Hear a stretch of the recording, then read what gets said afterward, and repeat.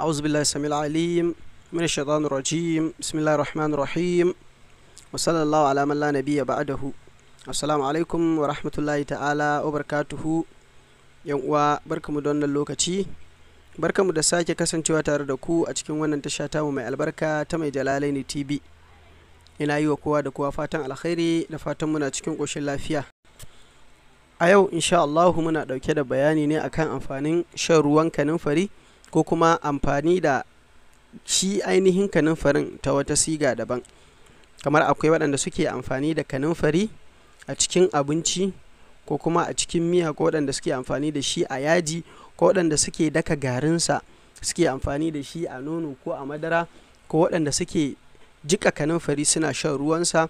To ga kaɗan daga cikin amfani da kanunfari wanda za ka samu a jikinka idan kana amfani da shi.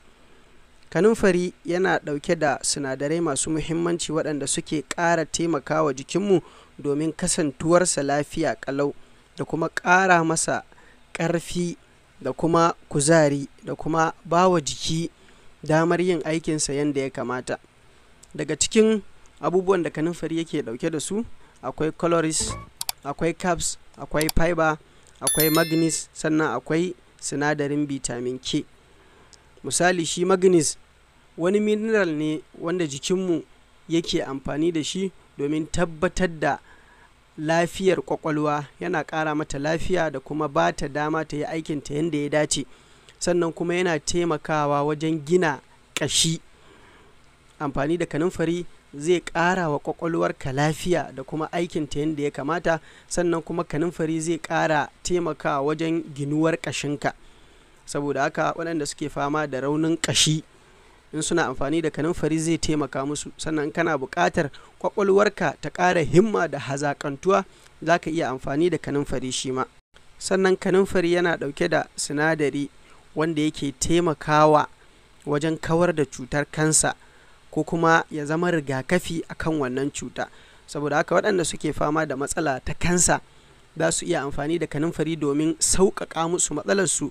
Sannan wanda baya da cutar kuma amfani da kanunfari zai zama kariya, rigakafi kenan a gare shi. Sannan kanunfari yana kashe bacteria. Amfani da kanunfari zai taimaka maka wajen yaƙar bacteria wacce take jikinka ko wacce take fatarka. Sannan kanunfari yana taimakawa ɓangaren lafiyar haƙori ga wanda haƙorin shi yake da rauni ko wanda haƙorin shi yake da ciwo. Ana amfani da kanunfari domin samun waraka da kuma magance wannan matsala. Sannan kanunfari yana ƙara lafiyar liver, ma'ana yana ƙara lafiyar hanta. Dan ana amfani da kanunfari yana sa hantarka ta zama tana amfani yadda ya kamata, da kuma kare ta daga kamuwa daga cututtuka waɗanda za su iya haifar mata da matsala. Sannan amfani da kanunfari yana taimakawa daidaita shuga wanda yake jikin mutum.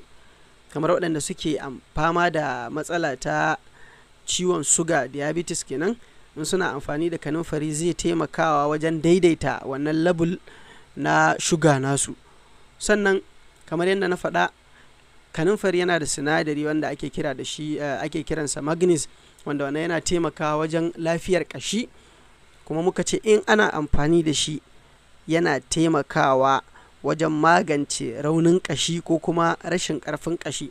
Saboda haka idan mutum yana buƙatar ya samu ƙwarin ƙashi ko lafiyar ƙashi, ko wanda yake fama da matsala ta yawan ciwon gaɓoɓi, in yana amfani da kanunfari shi ma zai samu waraka.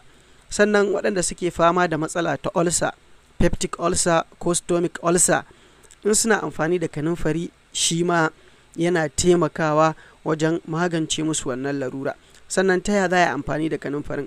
Kamar yadda na faɗa, akwai waɗanda suke amfani da shi ana daka shi, akwai waɗanda suke amfani da shi a cikin miya, abinci kenan, akwai waɗanda suke amfani da shi a cikin yaji.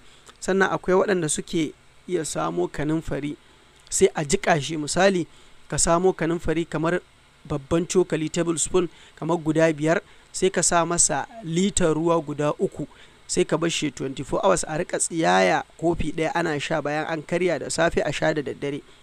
Sannan ana iya amfani da garin kanunfari, niƙaƙƙen kanunfari in an niƙa shi, a rika amfani da rabin teaspoon, rabin tablespoon kenan, ana amfani da shi a nono ko a zuba shi a madara a rika sha shi ma sau 2 a rana. Mutum in zai amfani da garin shi ya amfani da shi kar ya wuce tsawon sati 1, sannan kar a yi amfani da shi idan ba a ci abinci ba. Sannan wanda za a jika a sha mutum zai iya amfani da shi na tsawon sati 2. Sannan mutum kar ya ji amfanin kanunfari ya ce zai mai da shi kamar ruwan sha kullum kai ta ɗiɗɗika kana sha, ko kuma kai ta amfani da ainihin shi garinsa a nono ko madara, wannan zai iya baka matsala. A yi amfani da shi kamar yadda aka faɗa, kar ya wuce sati 1 in gari ne. In kai amfani da shi kamar sati 1, bayan wani lokaci mai tsawo za ka iya ƙara amfani da shi. Sannan kanunfari in ana amfani da shi da madara ta ruwa yana ƙara kuzari ɓangaren lafiyar gaba ga ɗa namiji. Sannan ga mace yana ƙara mata ni'ima da sha'awa da kuzari wajen kwanciya. Saboda haka bayan waɗancan abubuwa da aka lissafa, an kai amfani da kanunfari ta wannan siga za ka ƙara samun wannan alfanu. Allah ya sa mu dace, Allah ya mana muwafaka. Sannan yan uwa, in ana jin daɗin shirye-shiryen mu a wannan tasha mai albarka, ga waɗanda ba su yi subscribe ba su yi ƙoƙari su danna subscribe, sannan su danna ƙararrawa domin samun kasancewa da shirye-shiryen mu a duk lokacin da muka ɗora. Wanda ke da tambaya ko ƙarin bayani ko buƙatar mu kawo bayani akan wata fa'ida ko shawari, zai iya ajiye mana ta akwatin aje sakonni. Sannan za ku iya kasancewa da shirye-shiryen waɗanda muka rubuta akan website namu na www.maijalalainitv.com.